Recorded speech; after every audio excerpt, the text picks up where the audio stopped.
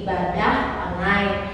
Nah, saat ini kita akan berdoa terlebih dahulu sebelum kita memuji Tuhan. Mari kita berdoa. Tuhan Yesus, terima kasih untuk pagi hari ini. Kembali kami datang padamu Tuhan untuk beribadah. Engkau yang pimpin ibadah kami dari awal sampai akhir.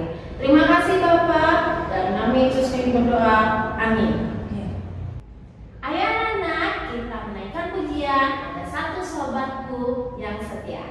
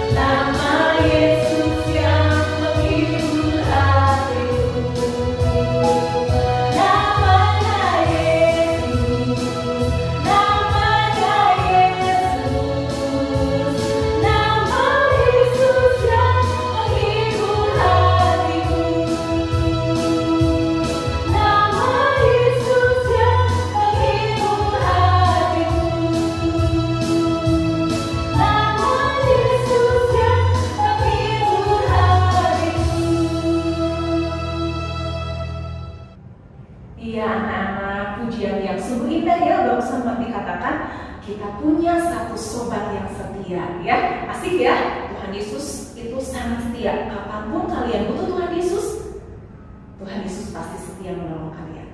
Nah sekarang kita akan mendengarkan firman Tuhan. Yuk sama-sama kita siapkan hati kita ya. Kita mau kasih yang terbaik buat Tuhan Yesus. Kita akan nyanyikan satu lagu Terima Kasih Tuhan.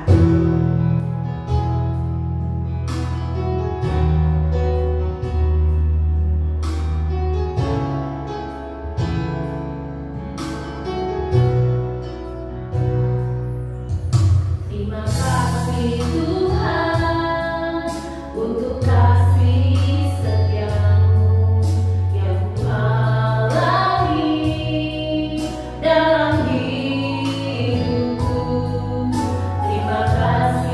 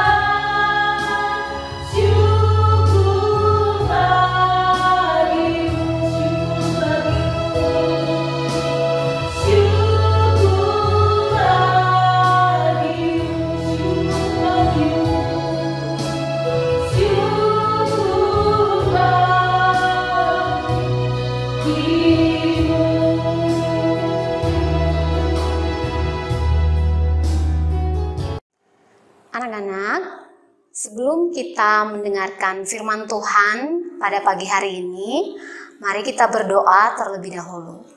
Anak-anak, siapkan hati dan pikirannya, mari kita berdoa. Tuhan, kami mengucap syukur untuk pagi yang indah ini. Terima kasih Tuhan memberikan kami semangat yang baru, kekuatan yang baru. Tuhan Yesus, sebentar kami akan mendengarkan firman Tuhan. Kiranya firman Tuhan yang disampaikan pada hari ini boleh kami mengerti, memahaminya, dan melakukannya dalam kehidupan kami. Terima kasih Tuhan, di dalam nama-Mu kami berdoa. Haleluya, amin. Anak-anak, minggu lalu kita telah mengikuti ibadah secara live. Nah, dalam ibadah live minggu lalu telah diceritakan bagaimana Raja Salomo jatuh ke dalam dosa. Nah, Miss Festi akan mereview sedikit ya. Minggu lalu kita telah mendengarkan cerita bagaimana Raja Salomo jatuh ke dalam dosa dikarenakan Raja Salomo menyembah berhala dan Raja Salomo tidak berpaut lagi kepada Allah. Sehingga Allah berfirman kepada Salomo bahwa kerajaan yang dia pimpin akan dikoyakkan oleh Allah sendiri. Nah, anak-anak, Allah mengoyakkan kerajaan Salomo bukan pada zamannya Salomo memerintah, tetapi akan terjadi ketika anaknya Rehabeam akan memerintah sebagai raja. Nah, sekarang anak-anak kita akan belajar tentang bagaimana konsekuensi dosa tersebut terjadi bagi orang-orang yang melanggar perintah Allah atau tidak taat pada Tuhan. Nah, hari ini tema firman Tuhan adalah kerajaan Israel terbagi dua. Wah, bagaimana ya kalau kerajaan terbagi dua? Anak-anak bisa bayangkan kerajaan terbagi dua itu seperti apa ya? Nah, anak-anak, maksudnya kerajaan Israel terbagi dua adalah kerajaan tersebut akan dipimpin oleh dua orang nantinya. Nah, kita akan belajar dari nas Alkitab yang terdapat dalam 1 Raja-Raja 12. Di situ diceritakan tentang pecahnya kerajaan Israel. Nah, anak-anak, Miss Festi akan menyampaikan ketika Raja Salomo meninggal dunia dan dia digantikan oleh anaknya Rehabeam. Sebelumnya anak-anak, Yerobeam mendengar bahwa Raja Salomo telah meninggal dunia dan akhirnya dia kembali ke tanah Israel. Yang pada waktu itu Yerobeam melarikan diri ke Mesir. Nah, setelah mendengar bahwa Raja Salomo meninggal, dia kembali lagi ke tanah Israel. Nah, ketika dia sampai ke tanah Israel, nah, anak-anak, Yerobeam dan rakyat Israel mau bertemu dengan Rehabeam. Mereka menghadap Raja Rehabeam, anaknya Salomo. Nah, mereka ngapain kepada Raja Rehabeam? Nah, mereka mengajukan permohonan, yakni permohonannya agar meringankan beban berat yang selama masa hidup Salomo ditangguhkan di atas rakyat Israel. Nah, mereka mengajukan permohonan tersebut, tetapi permohonan yang mereka ajukan itu mereka sertai dengan sebuah janji. Kalau permohonan mereka dikabulkan, maka mereka akan mengabdi kepada Raja Israel, yaitu Raja Rehabeam.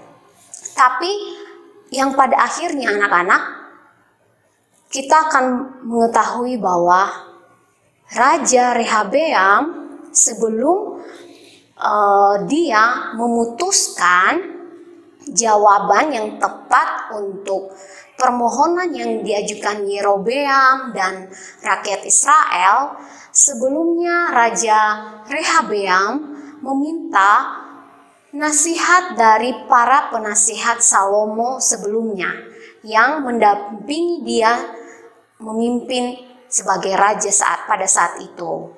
Nah, nasihat dari para penasihat Salomo mengatakan bahwa Raja Rehabeam harus mewujudkan apa keinginan rakyat, mewujudkan apa yang menjadi permohonan rakyat. Anak-anak, ternyata Raja Rehabeam selain meminta nasihat dari para penasihat Salomo terdahulu, dia juga meminta nasihat dari teman-teman sebayanya. Sehingga teman-teman sebayanya memberikan nasihat yang tidak sesuai dengan yang disampaikan oleh para penasihat Salomo sebelumnya. Mereka mengatakan bahwa seorang raja atau seorang pemimpin harus memimpin dengan kekuatan dan kekerasan. Sehingga akhirnya Raja Rehabeam mengikuti apa yang disampaikan oleh teman-teman sebayanya. Dan dia memutuskan bahwa rakyat Israel akan dilipat kali gandakan apa beban mereka selama ini. Nah, Raja Rehabeam tidak mendengarkan kata-kata bijak daripada para penasihat Salomo terdahulu. Padahal anak-anak, kalau kita tahu sebenarnya kesempatan besar bagi raja yang baru untuk mengambil hati rakyat sehingga ia dapat mendapat dukungan penuh dari rakyat. Nah, akhirnya anak-anak, kesombongan Raja Rehabeam membuat rakyat Israel menolak dia. 10 suku tidak mau tunduk pada pemerintahan Raja Rehabeam, sehingga Raja Rehabeam hanya memerintah 1 suku saja. Nah, anak-anak, ternyata yang 10 suku dipimpin oleh Yerobeam, ya, dipimpin oleh Yerobeam, sedangkan 1 suku dipimpin oleh Raja Rehabeam. Nah, semua itu terjadi anak-anak agar nubuat yang disampaikan Ahia kepada Yerobeam tergenapi, ya. Kenapa? Karena kita tahu bahwa hukuman Tuhan atas Salomo karena telah menyembah berhala, melakukan penyembahan berhala, akhirnya kerajaan Israel terpecah menjadi 2. Nah, anak-anak, dari kisah yang Miss Festi sampaikan, dari cerita firman Tuhan yang Miss Festi sampaikan pada hari ini mengingatkan kita bahwa konsekuensi dari setiap dosa, pelanggaran yang kita lakukan akan selalu ada buat orang-orang yang melakukan dosa, pelanggaran, tidak taat kepada Tuhan. Contoh kecilnya dalam kehidupan kita sehari-hari adalah ketika kita tidak jujur, ketika kita berbohong, maka konsekuensi yang kita dapatkan adalah kita tidak dipercaya oleh orang. Terus kita tidak mempunyai teman dan akhirnya kita sendiri. Contoh lainnya adalah ketika kita tidak mengerjakan PR atau latihan yang diberikan oleh guru dari sekolah, konsekuensi yang kita dapatkan adalah kita tidak mendapatkan nilai. Nah, yang rugi siapa? Kita sendiri, bukan orang lain. Nah, anak-anak kita belajar bahwa kita harus mulai merubah sikap hidup kita, mulai merubah sikap perilaku kita. Jika selama ini kita melakukan hal-hal yang tidak sesuai dengan kehendak Tuhan, kita harus mulai merubah sikap hidup kita. Kita harus tetap taat, kita harus tetap bersyukur, kita harus tetap mengandalkan Tuhan dalam kehidupan kita. Anak-anak, Miss berharap bahwa firman Tuhan pada pagi hari ini boleh mengajarkan kita untuk tetap setia kepada Tuhan dan tetap melakukan perintah Tuhan, tetap melakukan apa yang berkenan di hadapan Tuhan. Nah, anak-anak, sebelum kita mengakhiri firman Tuhan pada pagi hari ini, mari kita ayat hafalan terlebih dahulu. Ayat hafalan kita pada pagi hari ini terdapat dalam Mazmur 33 ayat 16 yang berbunyi, seorang raja tidak akan selamat oleh besarnya kuasa. Seorang pahlawan tidak akan tertolong oleh besarnya kekuatan. Anak-anak, sekali lagi kita membaca ayat hafalan. Mari Miss Resti ajak anak-anak untuk bersuara membaca ayat hafalan bersama-sama. Mazmur 33 ayat 16. Seorang raja tidak akan selamat oleh besarnya kuasa. Seorang pahlawan tidak akan tertolong oleh besarnya kekuatan. Nah, anak-anak, demikian ayat hafalan pada hari ini. Miss Resti percaya bahwa anak-anak semuanya setia kepada Tuhan dan tetap melakukan perintah Tuhan. Ingat bahwa konsekuensi dari setiap pelanggaran, dosa yang kita lakukan akan selalu kita terima. Untuk itu, marilah kita berbuat hal yang berkenan di hadapan Tuhan. Anak-anak, kita akan mengakhiri ibadah ini. Mari kita berdoa. Tuhan Yesus, terima kasih untuk kesempatan yang indah ini. Kami boleh diingatkan kembali bahwa konsekuensi dari setiap pelanggaran yang kami lakukan akan selalu ada bagi orang-orang yang melakukannya. Tuhan, tolong kami agar kami boleh mampu melakukan kehendak-Mu dalam kehidupan kami. Tolong kami agar kami boleh mempercayakan hidup kami sepenuhnya kepada-Mu. Terima kasih Tuhan, kiranya hidup kami senantiasa melakukan yang benar di hadapan-Mu. Terima kasih Bapa, inilah kehidupan kami serahkan ke dalam tangan-Mu. Dalam nama Tuhan Yesus kami berdoa. Haleluya. Amin.